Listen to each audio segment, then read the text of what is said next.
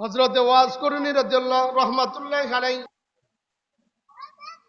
ওই পাহাড়ের গুহার মধ্যে তিনি এমন ভাবে ইবাদতে মশগুল, কোন মানুষের সাথে তিনি সাক্ষাৎ করেন না, কোন মানুষের সাথে তিনি দেখাও করেন না। হযরত ওমর ফারুক রাদিয়াল্লাহু তাআলা আনহু, আলী রাদিয়াল্লাহু তাআলা আনহু, তারা দুজনে ওয়াজ করুনির সামনে যে হাজির হলেন। ওয়াজ করুনির দেখে তিনি নামাজ পড়তেছেন, ডাক দিলেন। ওয়াজ করে নামাজ শেষ করে তিনি আসলেন। আসার পরে ওয়াজ করুনি দেখেই বলতেছে, আপনারা কি নবীর সাহাবী? আপনারা কি নবীর সাহাবী? উনি বলেন, হ্যাঁ আমরা নবীর সাহাবী। হযরতে ওয়াজ করুনি রাহমাতুল্লাহি আলাইহি বলেন, কেন আসছেন? বলতেছে, নবীজির জুব্বা মুবারক হাদিয়া দেওয়ার জন্য আসছি। ওয়াজ করুনি বলে, একটু ভিতরে যে আল্লাহর থেকে পারমিশন লয়ে লই। ওয়াজ করুনি ভিতরে যাইয়া সিজদায় পড়ে গেলেন, রবকে ডাক দিলেন, হে আমার রব, আমাকে বলেন নবীর এই হাদিয়া আমি গ্রহণ করব কিনা। সিজদায় পড়ে গেলেন। কিছুক্ষণ পর ফেরত আসলেন। ওমর রাদিয়াল্লাহু তাআলা আনহু বলেন, ভিতরে এত দেরি করলেন কেন? বলে, আমি ভিতরে যাই রবকে জিজ্ঞাসি, আমার মালিক নবীর এই হাদিয়া আমি যে পরিধান করব হুকুম করেছেন, কিন্তু নবীর উম্মতের অবস্থা কি হবে? যতক্ষণ পর্যন্ত নবীর উম্মতের গুনাহ মাফের ফয়সালা না হবে ততক্ষণ পর্যন্ত আমি ওয়াজ করুনি নবীর এই জুব্বা মুবারক গ্রহণ করতে পারি না। বলেন সুবহানাল্লাহ।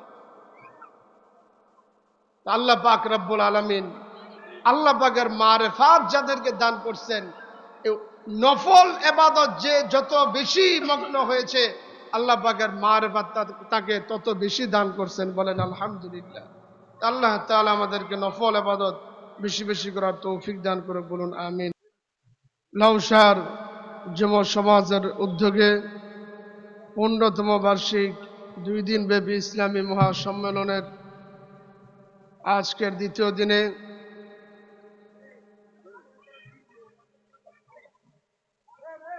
মহতি জলসায় রব্বুল আলামিন আসার এবং বসার তৌফিক দান করছেন। এই জন্য সকলেই রব্বে কারিমের দরবারে শুকরিয়া দান বলি আলহামদুলিল্লাহ।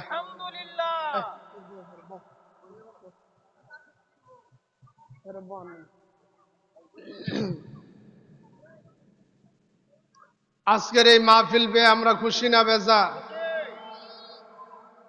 মাহফিলের দুটি আদব যদি আমরা রক্ষা করতে পারি, তাহলে আল্লাহ পাক রব্বুল আলামিন আমাদেরকে রহমত দ্বারা মালামাল করে দিবেন। বলেন সুবহানাল্লাহ। আল্লাহ বলেন, ওয়াইদা কুরিয়াল কুরআন ফাসতামিউ লাহু ওয়ানসিতু লাআল্লাকুম তুরহামুন। 1 নম্বর আদব হচ্ছে কোরআনের মজলিসে তোমরা মনোযোগ সহকারে শুনবে। 2 নম্বর আদব হচ্ছে তোমরা চুপ থাকবে। এই 2 আদব যদি তোমরা রক্ষা করতে পারো, আল্লাহ বলেন আমি তোমাদেরকে রহমত দ্বারা ভরপুর করে দিব। এই জন্য যুবক ভাইয়েরা, বৃদ্ধ বাবাজিরা যারা দাঁড়ায় আছেন, এদিকে সেদিকে আছেন, দয়া করে মেহেরবানি করে আপনারা জান্নাতের বাগানে বসে পড়েন। আমরা জান্নাতের বাগান পেয়ে খুশি না বেজার? আরো জোরে বলেন, খুশি না বেজার?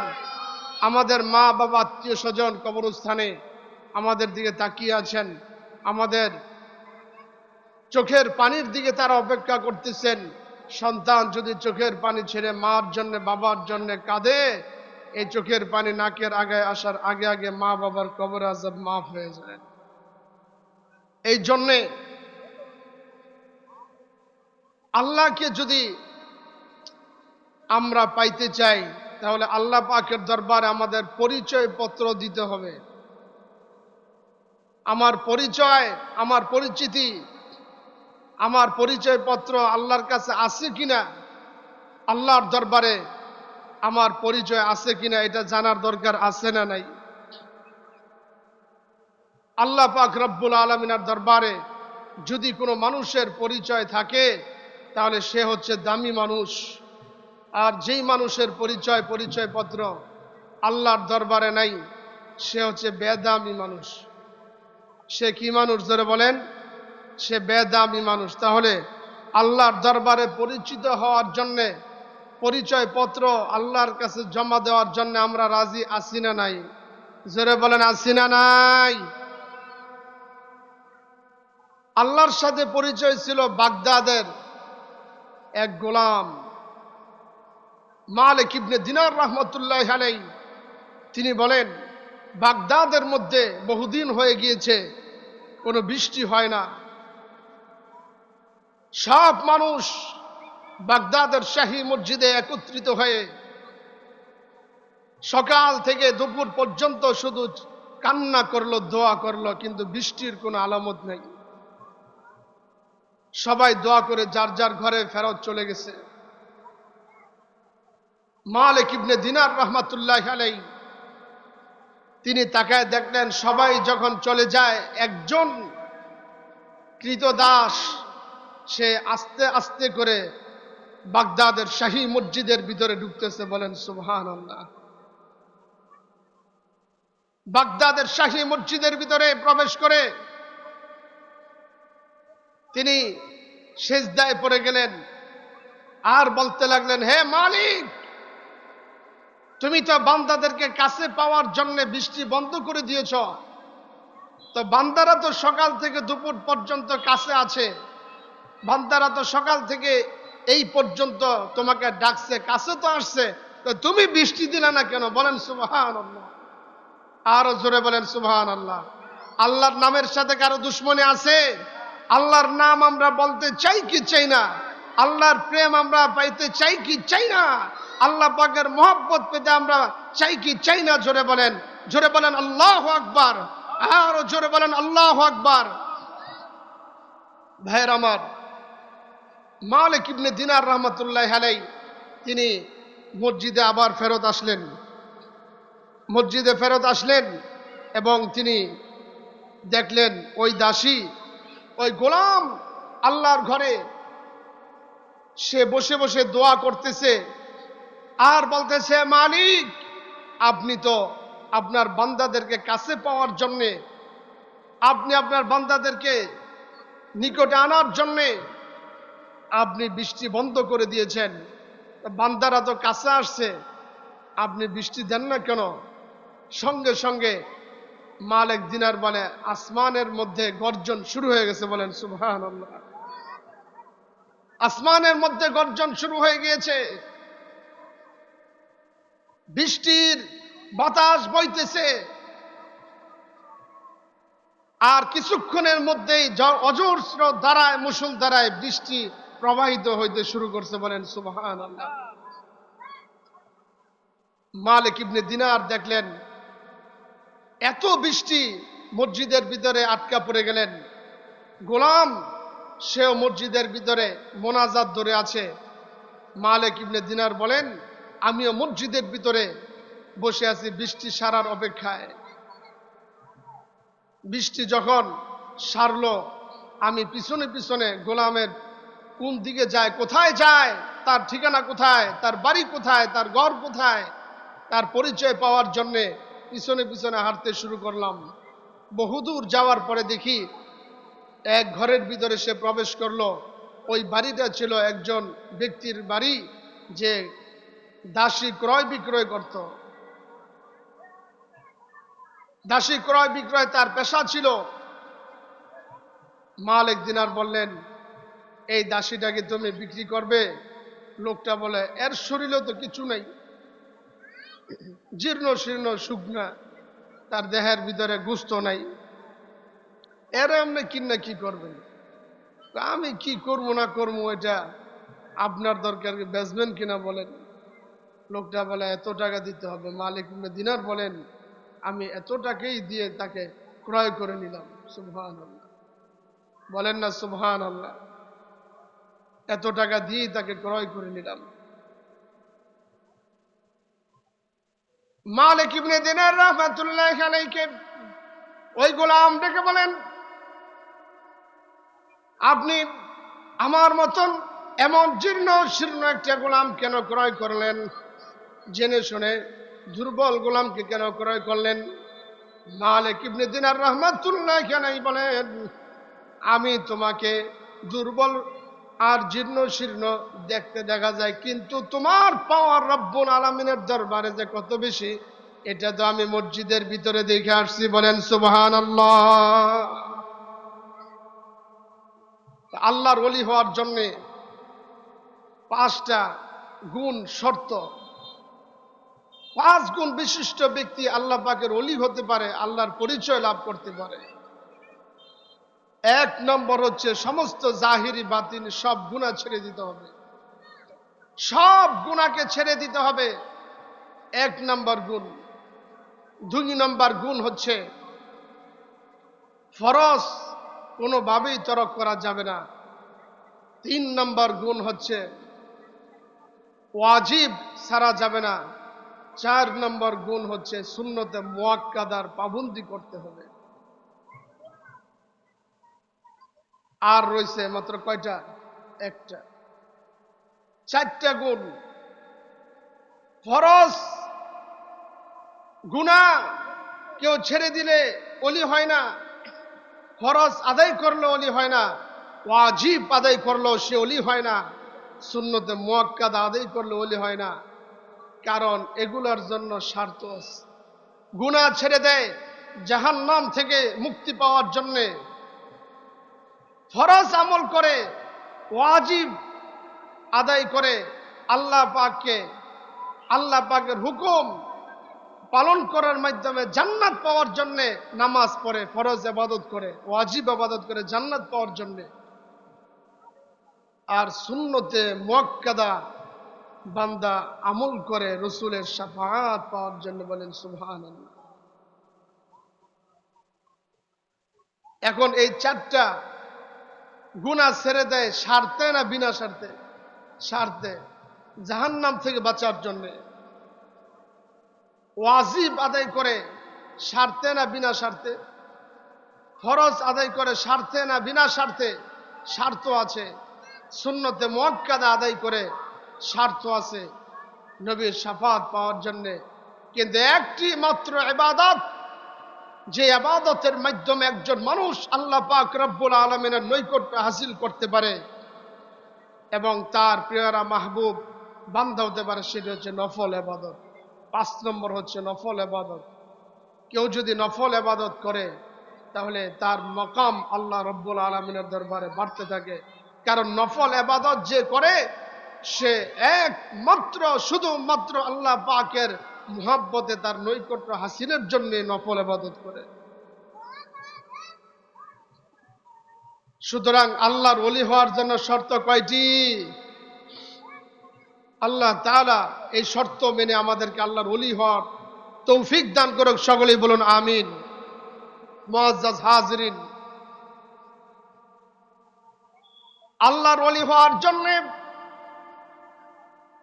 যেইভাবে 5টি শর্ত প্রয়োজন, তেমনি ভাবে যত বড় বড় আল্লাহর ওলি হয়েছেন তাদের প্রত্যেকের পিছনে মায়ের দোয়া আছে না নাই?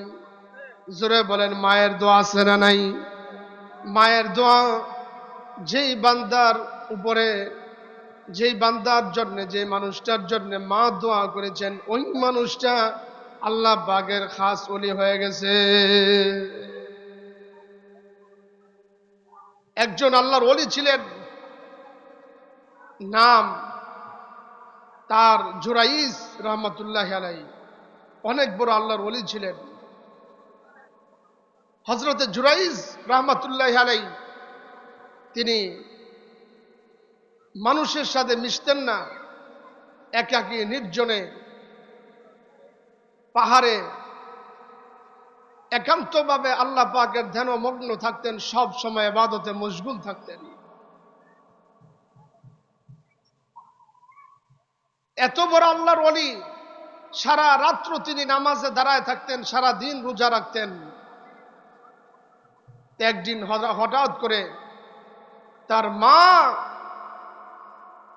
জুরাইজের সাথে সাক্ষাৎ করার জন্য আসছে।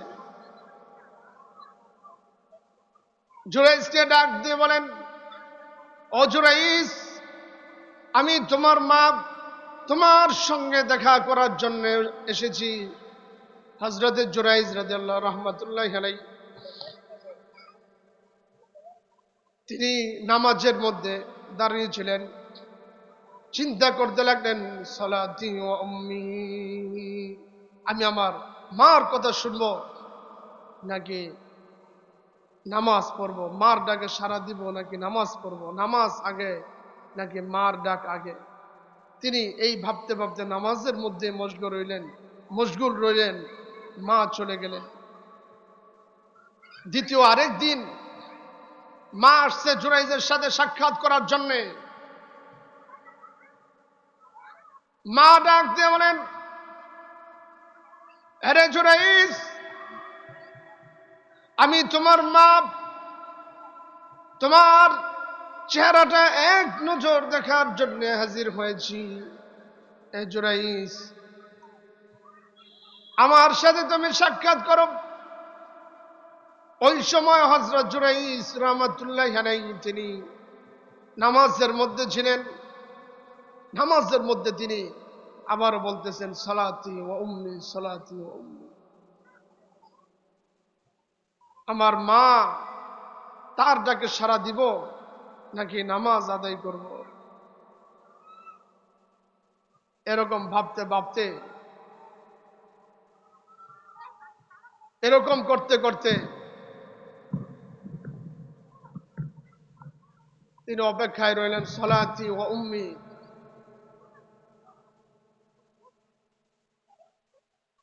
শেষ পর্যন্ত মা চলে গেলেন। আবার কিছুদিন পরে হযরত জুরাইজের খানকার সামনে মা এসে ডেকে বলে, ও জুরাইজ, তোমার মা, আমি তোমার চেহারাটা এক নজর দেখার জন্য হাজির হয়েছি। ও জুরাইজ, একটু তুমি আসো, আমার সঙ্গে সাক্ষাৎ দাও। জুরাইজ তখন নামাজের মধ্যে আছেন। জুরাইজ বলে, সালাতি ওয়া উম্মি, আমি নামাজ আদায় করব নাকি আমার মার ডাকে সাড়া দিব। এরকম খালি চিন্তা করতেছেন, আমি নামাজ পড়বো নাকি মার ডাকে সাড়া দিব। মা তৃতীয়বারের মতো কষ্ট পেয়ে তিনি চলে গেলেন আর বললেন, মার চেহারাটা দেখলি না? বেশ্যা মহিলার চেহারাতে। যারা বলেন নাউজুবিল্লাহ। মাকে আমরা খুশি রাখতে চাই কি চাই না? মার তো আমরা পেতে চাই কি চাই না? মা বাবার খেদমত আমরা করতে চাই কি চাই না? জোরে বলেন, সবাই একসঙ্গে বলুন মা, একসঙ্গে বলুন মা, আবার বলুন বাবা, আবার বলুন আল্লাহ, আবার বলুন মুহাম্মদুর রাসূলুল্লাহ। এই চারটি নামের মধ্যে মধু আছে না নাই? অত্যন্ত মায়ার নাম, অত্যন্ত মুহাব্বতের নাম হচ্ছে এই নামগুলি।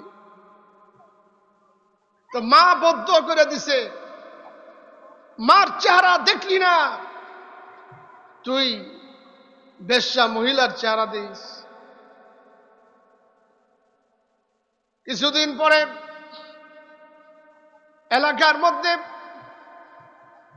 এক মহিলা যার সন্তান জন্ম দিয়েছেন, লোকেরা বলে, তোমার তো বিয়ে হয় নাই, সন্তান আসলো কোত্থেকে? ওই মহিলা কয়, এটা জুরাইজের সন্তান। বলেন না নাউজুবিল্লাহ। ওই যে মায় বদুয়া করছে, এটা জুরাইজের সন্তান। সব মানুষ একসঙ্গে গিয়ে হযরত জুরাইজের খানকাকে ভেঙ্গে তছনছ করে দিছে। মারতে মারতে, আঘাত করতে করতে তাকে বেহুশ করে দিছে। হুশ ফিরার পরে হযরত জুরাইজ বলে, আমাকে কেন মারো? গাছের নতুন ফল আমাকে খাওয়াইতা, গাভীর প্রথম দুধ আমাকে পান করাইতা, এত মায়া, এত আদর, আর আজকে এত কঠিন কেন? লোকেরা বলে, তুমি কি কিছুই জানো না? মহিলার সাথে ব্যভিচার করছো, সন্তান হইছে, এই খবর দেশের সব মানুষ জেনে ফেলছে। হযরত জুরাইজ রাহমাতুল্লাহি আলাইহি তিনি বলেন, কোন সন্তান জন্মগ্রহণ করছে আমার সামনে নিয়ে আসো। হযরত জুরাইজ রাহমাতুল্লাহি আলাইহি ওই শিশু বাচ্চাটার দিকে ইশারা দিয়ে ডাক দিয়ে বলে, আরে সন্তান, মান আবুকা ইয়া ওয়ালাদ, মিন আইনা, তুমি কোত্থেকে আসছো, তোমার বাবার নাম কি? ওই লোকটা ডাক দিয়ে বলে, আনা ইবনু ফুলান আর রাই। বলেন সুবহানাল্লাহ। বাচ্চাটা বলতেছে, আমার বাবা উমুক রাখাল, ওই রাখাল এই মহিলার সাথে ব্যভিচার করছে, আমি তার সন্তান। এবার হযরত জুরাইজ সেজদায় পড়ে গেছে। আসমান থেকে ইলহাম হয়েছে, জুরাইজ, আমি আল্লাহর ইবাদত যেমন দরকার, মা বাবার খেদমত তেমন দরকার। তোমার মা 3 দিন ফেরত গেছে, কষ্ট পায়া চলে গেছে। এর মার কষ্টের কারণে তুমি এইভাবে লাঞ্ছিত হয়েছ, সমাজে অপদস্থ হয়েছ। লোকেরা বলল, আপনার এই খানকাকে আমরা স্বর্ণ দিয়ে বাঁধায় দেই। হযরত জুরাইজ বলে, আমার খানকাকে স্বর্ণ দিয়ে বাঁধানোর দরকার নাই, যেভাবে ছিল ওইভাবে দিয়ে দেন। মৌত পর্যন্ত এই জুরাইজ ওখানে ইবাদত করতে করতে আল্লাহর জান্নাত পর্যন্ত পৌঁছে গেছে। হযরতে ওয়াজ করুনি মার খেদমত করেছেন, নবীজির দরবারে একদিনও আসতে পারেন নাই। হঠাৎ করে ওয়াজ করেনি, শুনতে পেলেন নবীজি উহুদের ময়দানে দান শহীদ হয়ে গেছে। ওয়াজ করেনি দাঁত সামনের 2টা ফালাই দিছে। আবার চিন্তা করতেছেন, না জানে নবীজির বামের নিচের 2টা দাঁত পড়ে গেছে। আবার চিন্তা করতেছেন, মনে হয় ডান পাশের 2টা দাঁত পড়ে গেছে। আবার চিন্তা করতেছেন, মনে হয় বাম পাশের 2টা দাঁত পড়ে গেছে। ওয়াজ করুনি নবীর ভালোবাসায় সারা জীবন বেকুল ছিলেন, কিন্তু কোনোদিন নবীর সাথে সাক্ষাৎ হয় নাই। ওয়াজ করুনি নবীর ভালোবাসায় দাঁতগুলো সব ভেঙে ফেলাই দিচ্ছে। আমার নবী ইন্তেকালের 1 সপ্তাহ আগে সাইয়েদনা আবু বকর রাদিয়াল্লাহু তাআলা আনহুকে ডেকে আনলেন, সাইয়েদনা ওমর রাদিয়াল্লাহু তাআলা আনহুকে ডেকে আনলেন, সেরা আলীকে ডেকে আনলেন, উসমান রাদিয়াল্লাহু তাআলা আনহুকে ডেকে আনলেন। আর বললেন, তোমাদের 4 জনকে আমি আজকে বিশেষ কারণে ডাকলাম। তারা 4 জন মনে করত আমাদের নবীর ইন্তেকালের পরে আমাদের 4 জনের মধ্যে হয়তো কেউ একজন নবীর পবিত্র জুব্বা মুবারক হাদিয়া পেয়ে যাবে। বলেন সুবহানাল্লাহ। কিন্তু নবীজি তাদেরকে ডেকে এনে বললেন,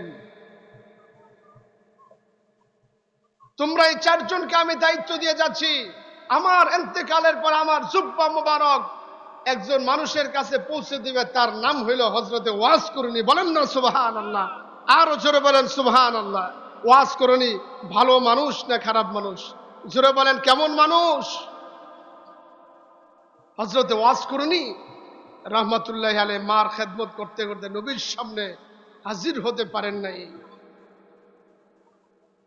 হযরতে ওমর রাদিয়াল্লাহু তাআলা আনহু আর আলী রাদিয়াল্লাহু তাআলা আনহু তারা দুজনে ওয়াজ করুনি এই জুব্বা পৌঁছে দেওয়ার জন্য রওনা করলেন। বহুদূরকে এলাকার লোকজনদেরকে জিজ্ঞাসা করতেছেন, তোমরা কি ওয়াজ করুনি নামে কাউকে চিনো? লোকেরা বলে, ওয়াজ করুনি নামে কাউকে চিনি না, তবে একজন মানুষ সপ্তাহে 1 দিন ওই পাহাড় থেকে বের হয় আর 7 দিন ওখানে ইবাদত করে। হযরতে ওয়াজ করুনি রাদিয়াল্লাহু রাহমাতুল্লাহি আলাইহি